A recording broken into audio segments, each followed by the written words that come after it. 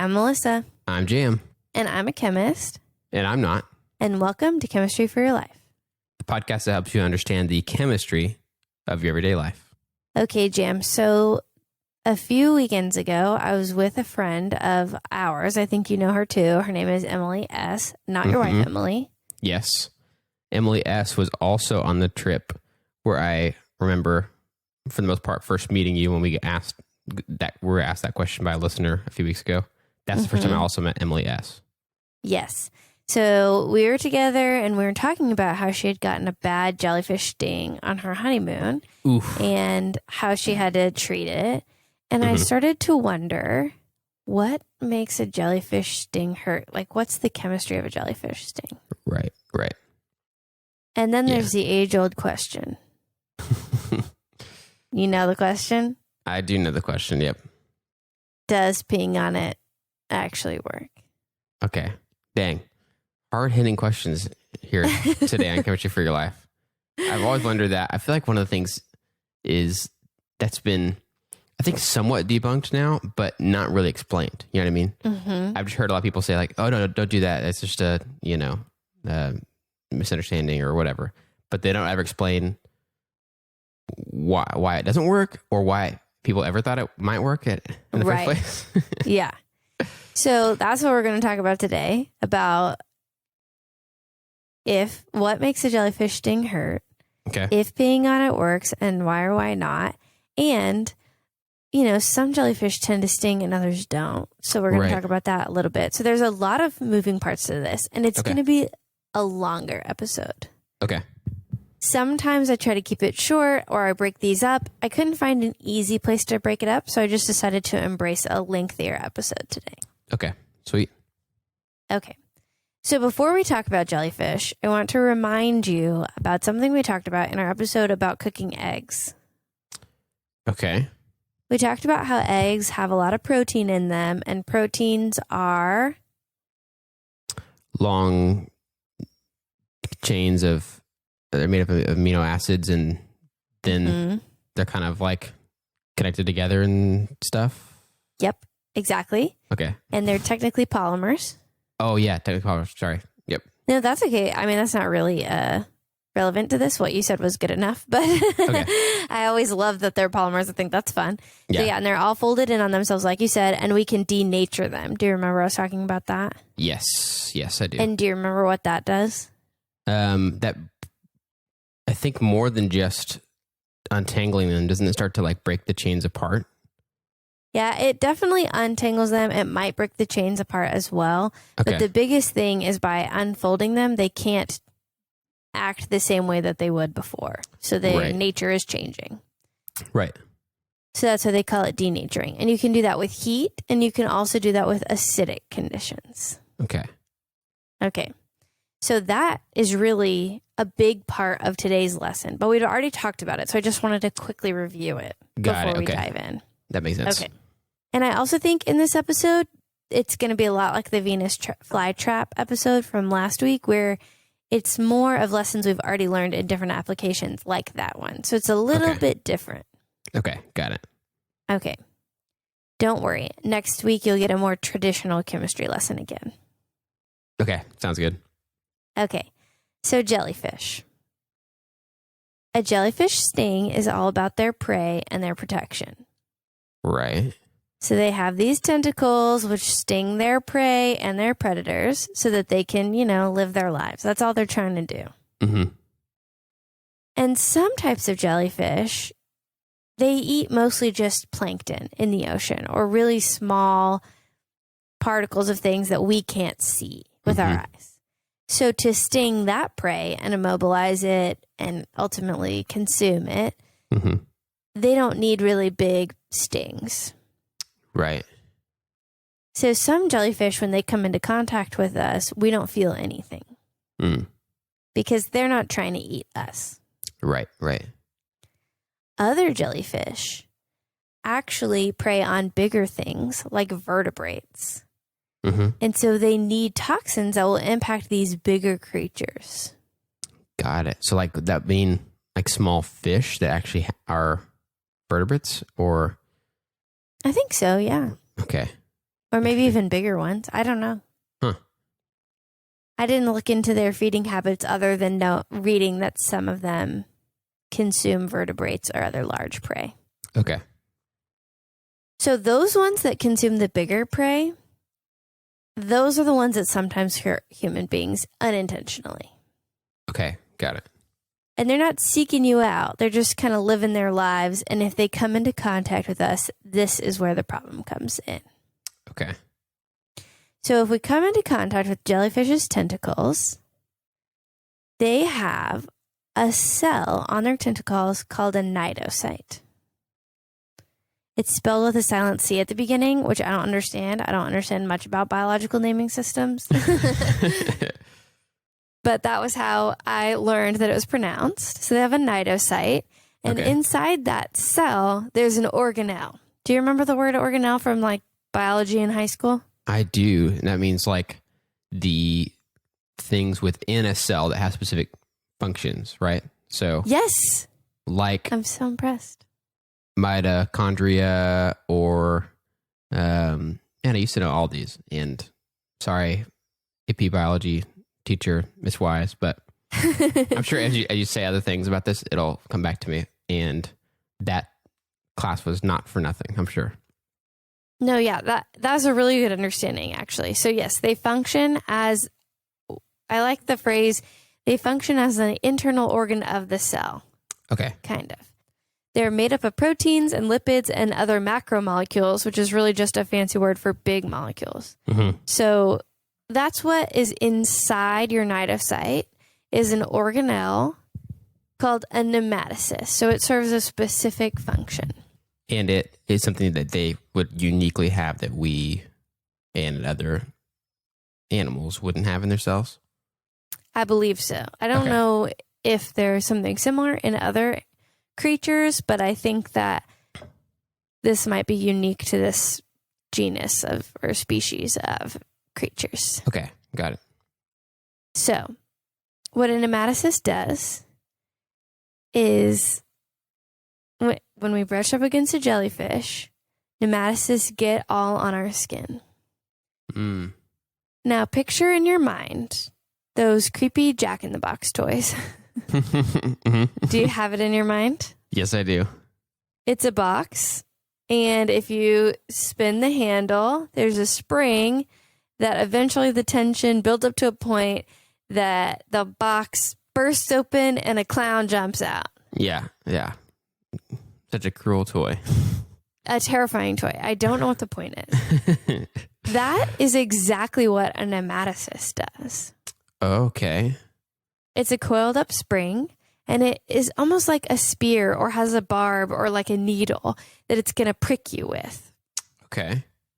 Sometimes that barb, often I think, that barb has toxins on it. Mm-hmm. But the thing is that the barb is coiled up inside of a membrane. It's membrane bound from what I can tell. And basically that means that, like the Jack-in-the-Box toy, with the right conditions, the spring can burst out of its membrane and get you. You'll get stung. Interesting. Okay. And that all happens like quickly. So for us, it just feels like this thing that touched me stung me immediately. But it's more complicated than that. Yes. And actually the uncoiling, I was going to save this for a fun fact, but I'll tell you now. The uncoiling, they occur so quickly. It says pneumaticysts are just discharged onto the skin within a fraction of a second, making a jellyfish pneumaticist discharge one of the most rapid mechanical events in nature. Whoa. Dang. I know. And that's a direct quote from one of our sources we'll cite in our show notes and on our website. Mm-hmm. But also the springs are really small. There's an American Chemical Society video about jellyfish, and they showed microscopic video image of these springs uncoiling, which is really cool to watch. So I highly encourage you to go check that out. We also reference that in our show notes. But it looks, even on a microscope, it looks like tiny hairs just unspringing and uncoiling all on their own. It's very cool. Yeah. And it's crazy that they just cause you so much pain. Yeah. Seriously. Huh. So far that's a lot of biology, but we're getting into the more chemistry part here in a minute, okay?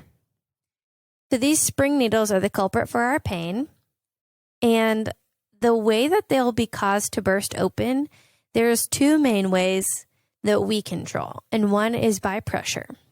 Okay. So simply putting pressure on the cell, or on the organelle, I guess is a better way to put it. Putting pressure on this pneumaticist can cause it to uncoil and sting you. Okay. So just brushing up against a jellyfish feels like a sting because you're putting pressure on that. Oh, yeah, I see. Another thing is these membrane-bound organelles, these pneumaticist springs are inside.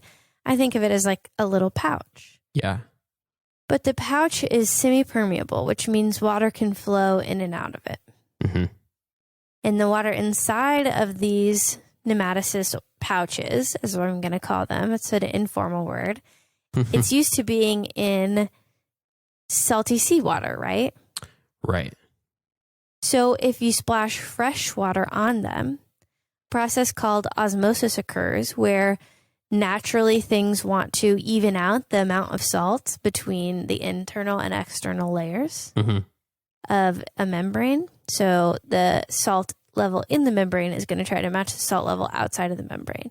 If you pour water onto something that has a lot of salt inside of it, that fresh water will rush in to try to dilute the salt content and ultimately cause the organelle to burst. Okay. So that is another way that you can get stung, is by bursting through osmosis. Uh-huh. Would that like cause stinging, but then because the organelle bursts, it would stop it? Or does it not really work that way?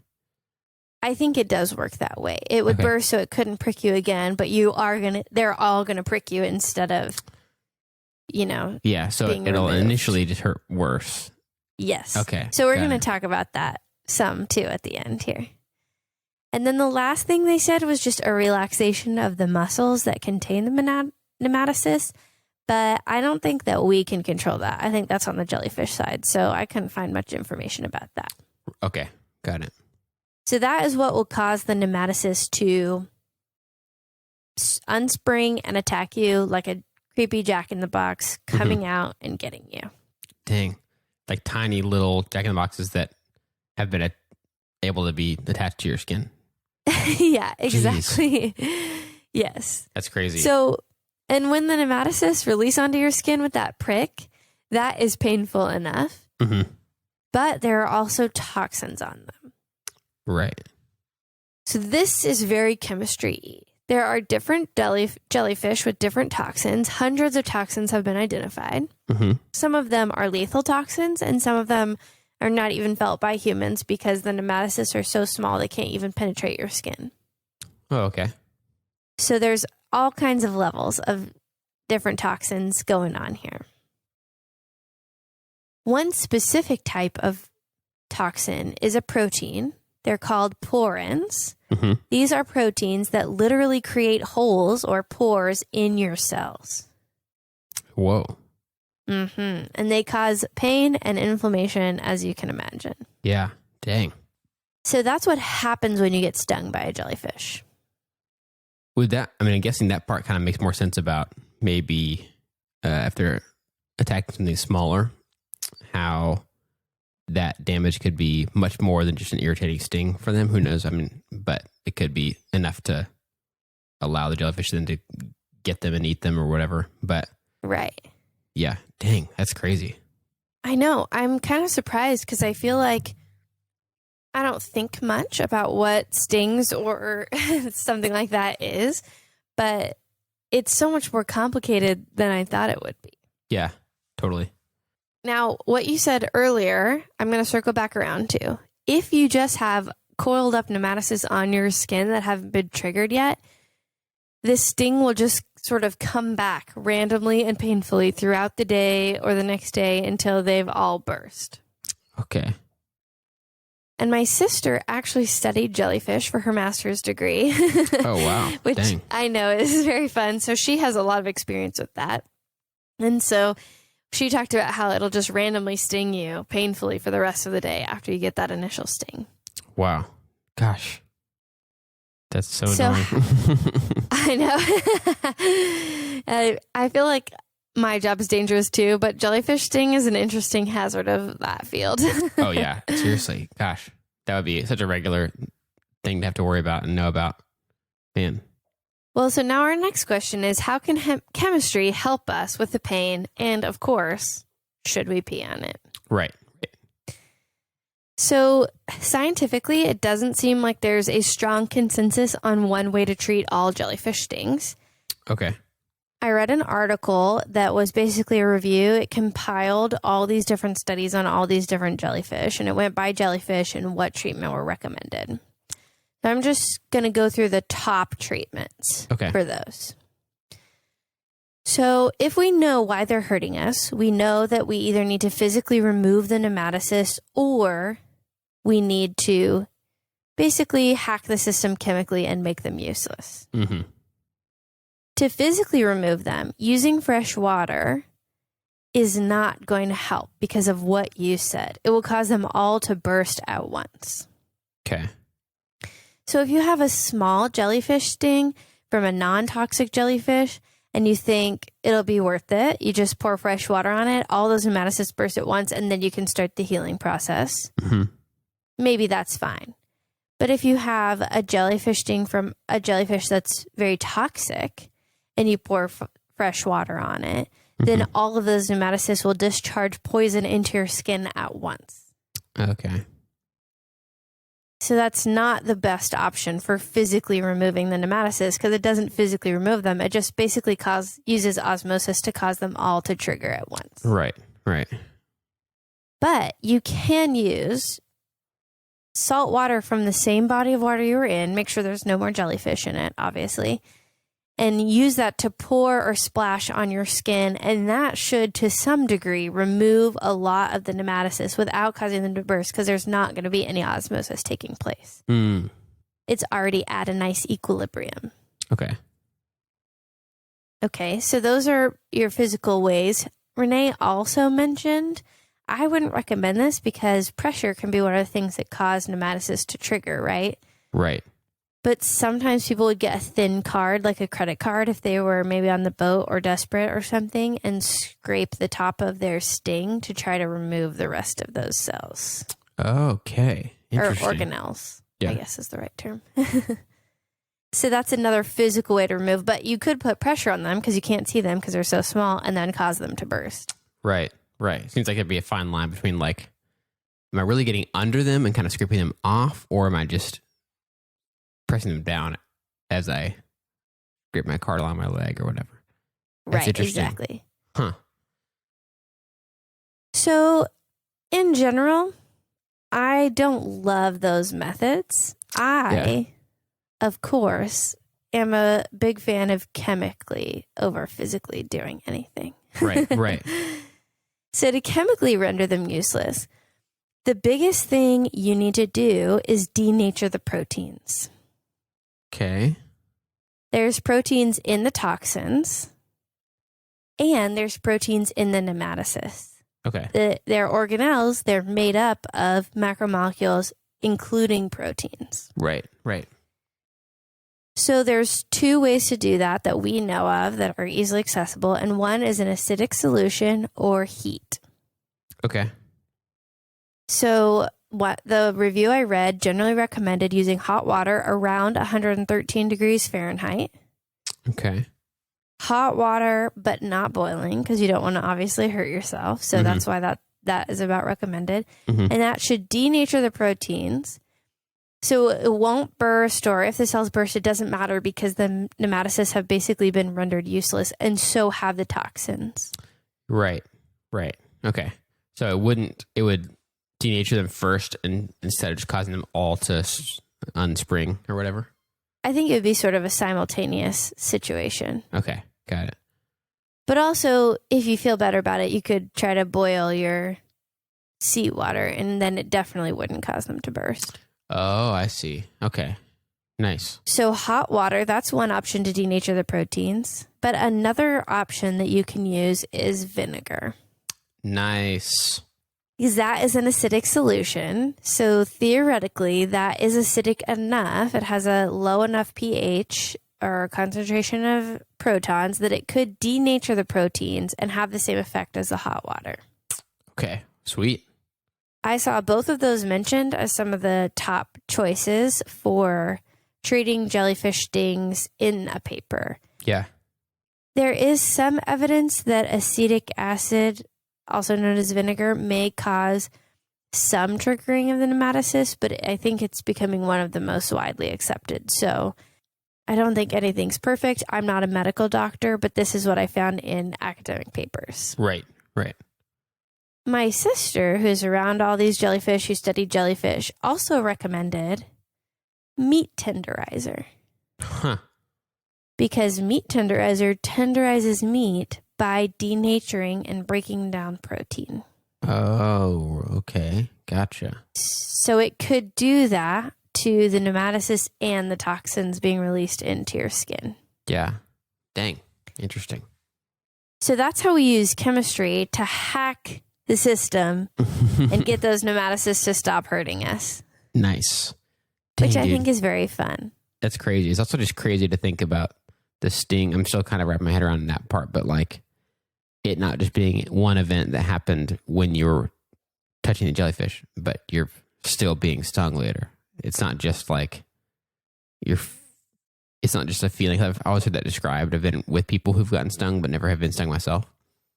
And just that description of it being, you're still being stung, but just weird to, man, what a weird problem to have to solve. Gosh. I know. It is very interesting. Jellyfish are so fascinating because it doesn't also seem like they're doing too much on purpose. Yeah. So it's just interesting. So now the question we've all been waiting for. Yes. What about pee? And you may be thinking urine isn't fresh water and it is acidic and it's a solid stream, so it could wash away these Pneumatosis. Mm-hmm. But none of that is true, really. It's sort of true, but it's not true enough. Okay. It's not warm enough to denature proteins. Right. It's not acidic enough to denature proteins. It's just barely more acidic than water. Okay. It's not salty enough to truly find an equilibrium with the cells. So, or organelles, I guess is a better way to say that, is the more correct way. Uh-huh. So what will happen if you pee on your jellyfish sting is the same thing that will happen if you pour fresh water on it, basically. It will cause all those to trigger.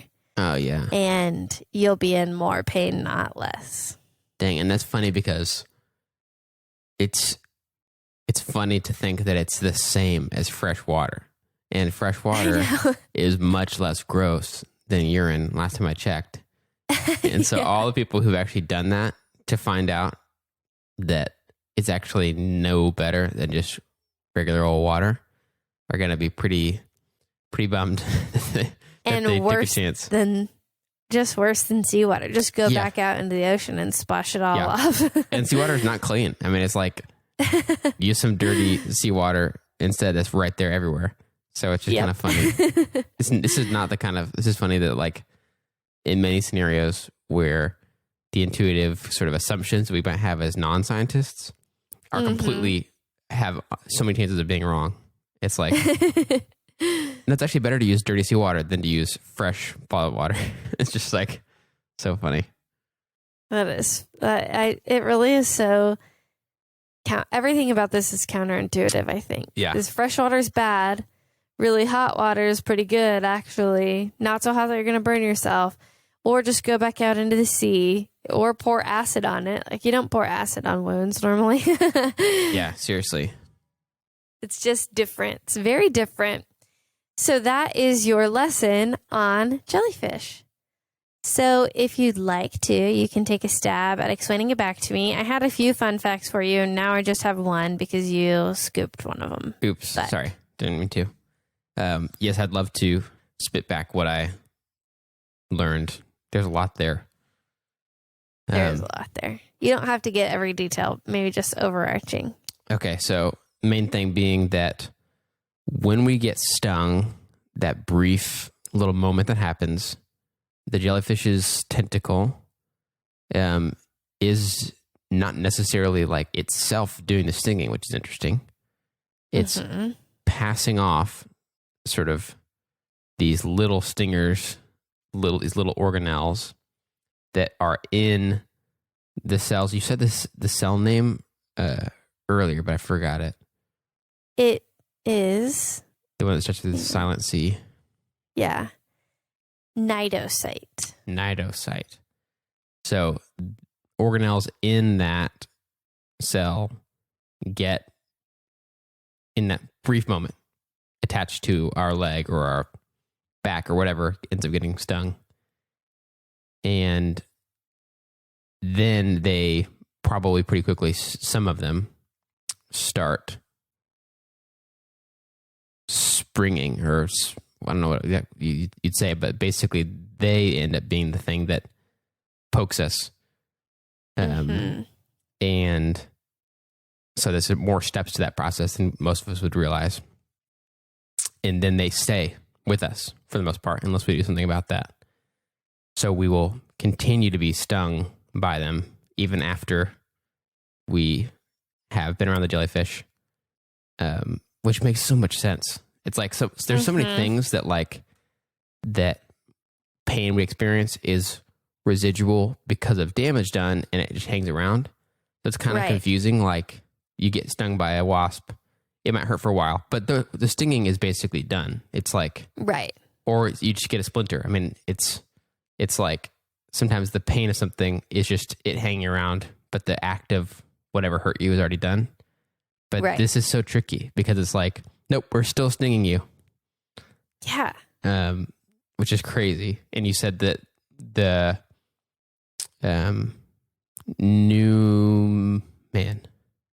You're so close. Pneumaticist. Pneumaticist. Okay. So the pneumatocysts are like a jack in the box, basically having tension, and then they release it, which is or we can cause it to be released if we do certain things, which is what causes it to poke us. And then some jellyfish, beyond just having that happening, also have other things that are toxic, that can make holes in our cells. Jeez. I know. Those are called porins. Porins, okay. So that's what we're experiencing. Before we even get to the part about trying to fix it, that's what many of us experience when we get stung by jellyfish. Yes. And so then the question becomes, how can we either burst or denature these little pneumatocysts that are on our leg or back or wherever we got stung? Ideally, without them all bursting all at once and stinging us all at once. And that's where having something either hot, like hot water, especially if it could be hot seawater so that it doesn't cause them all to burst because of osmosis. Right. Or something acidic like vinegar, which we almost all have in our homes. Maybe we don't have it at the beach with us, though, which is one downside. But you can bring it if you're worried. Nice. Yeah, just like a little spray bottle of it or something. And, or if you have salt and vinegar chips with you, you could just kind of rub Not some sure of those. that would work as well. Just shove them into your sting. Ugh. Yeah. No, don't do that. Yeah, I'm sure it would just end up bursting all of the things because you're putting pressure or whatever on your leg. And who knows, like all the like oils and stuff might have their own negative effect. Who knows? But and that can cause the proteins that make up the pneumaticist to denature because of the acid. And then they fall apart in the sense that maybe they don't have a chance to sting you because they're denaturing before that can happen. Right. And pee doesn't really do any of those things well. No. Most comparable to just fresh water, which is a lot more pleasant to put on yourself than pee. Yes. But still, also not a great option if you can help it. Not a great option. Did I miss anything? I don't think so. I think you got it. I do want to say, I forgot to mention, painkillers can work, like lidocaine or other things that will just numb your pain. But what that does is numb your pain. It doesn't treat the problem of removing those pneumatocysts, which are really the thing that's causing you pain. And if they're toxic and you're in danger from not only the pain, but also you're having some kind of bad toxin put into your body, that is the biggest, most important thing, is getting rid of those, not just managing the pain. Right. So that's something to be aware of. It's hard to know because you usually don't see the jellyfish that has stung you. So you don't know if it's extremely toxic or if it's just more mild. But that's just something to be aware of, is the primary thing is treatment from removing the pain source and then pain management. So one of the fun facts I was going to give you was how quickly the nematocysts are discharged, but you already know that one. And then also nematocysts can function even when separated from the organism or if it's dead. So don't step on a jellyfish that's on the beach because you can still be stung by a dead jellyfish. Oh, wow. That's interesting. That makes sense now to know the mechanics of it, and that it's just an organelle that seems like it could, attach to your skin, even if it's not a conscious decision by the jellyfish. But I can see why people would think that it wouldn't sting them if they thought that it was kind of like a action taken place initiated by the conscious jellyfish, you know? Yep. Whoa. So there you go. Some paper did talk about also treating possibly with ice, but that's probably not going to be as effective for you as some of these other methods. I think it's more numbing than anything, honestly. Yeah. Dang, interesting. I have seen many jellyfish and somehow still have not been stung. So I hope I can keep that record up. But at least I know what to do. Yeah. Now you know. Well, so this topic of jellyfish came up when I was chatting with my friend Emily S. at my wedding. Oh, I thought you were going to say grocery store. Wedding, right. Got it. So that is my happy thing from this week. My husband Mason and I got married, so that's very exciting. Nice. It was the perfect day. Some of our family came. We had a really small ceremony. It was quick and easy to plan. I highly recommend fast engagements because wedding planning is stressful if you have 2 months or if you have 6 or 12 months. So the less time you're stressed, I think the better.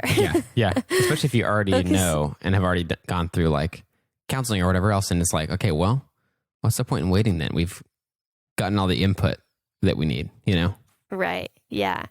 And just focus on the important things, you know, that my important things were that everyone had a good time and that it was good food and that we were happy. And we definitely were. I got to wear my mom's wedding dress, so that was really special. So she couldn't be there. So yeah, it was the perfect day. And this crazy guy officiated. So yeah, I'm going to piggyback on this because it was definitely the coolest thing of that week for me too. But loved getting to be at your wedding, and I officiated the wedding, which is weird, but also was so fun. And yeah, Jam's the crazy guy. He was the crazy person. Yeah. No, I subbed in for the crazy guy. He was unavailable. But I had a lot of fun doing that, and it's just kind of cool and special. But in general, y'all just ended up being able to make a really cool event, and with some unusual challenges at play, like COVID, and also the craziness that ended up happening in your dad's backyard, all that kind of stuff. But basically overcoming all that and making a fun day anyway. And oh my gosh, the sliders at y'all's wedding were so good. Yeah, that was one of my most important things, is good food at my wedding. So yeah, man. If you're ever in Dallas, swing by Deep Ellum and go to Easy Slider because they have, I think, some of the best burgers in all of DFW, and that's a lot of burgers. Yeah, there are tons, and there's tons of really good burgers. But there's something about some of the creative combos that they made that were very unique, man. Mm-hmm. But yeah, you guys had an awesome day, and that was the first wedding I've ever officiated. So who knows how many there will be? But if there's a lot, it's cool that this was the first one. It was cool either way, I think. So it was really fun. We'll post pictures just as soon as we have them, and you guys can sort of get to experience some of that special day because it feels like all our friends too. You should get to see at least some of what that was like. I got to talk with one of our friend of the show, Nikki, before the ceremony, and we were joking about like, what if when you guys walked up and all the intro stuff is done, and then you and Mason are standing up there.